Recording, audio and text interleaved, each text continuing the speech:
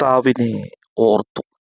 നെഹമ്യാവിൻ്റെ പുസ്തകം 4-ാം അധ്യായം 14-15 വാക്യങ്ങളാണ് നാം ചിന്തിക്കുന്നത്. നെഹമ്യാവ് ജനത്തോട് പറയുകയാണ്, നിങ്ങൾ പ്രശ്നങ്ങളെ ഓർക്കാതെ കർത്താവിനെ ഓർക്കുക.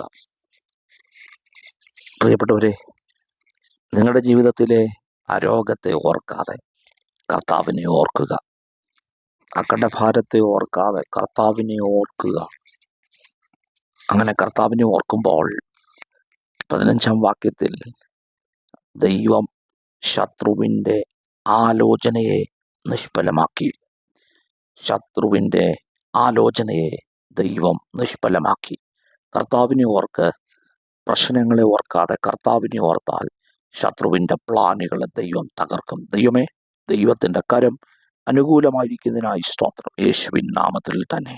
ആമേൻ. God bless U.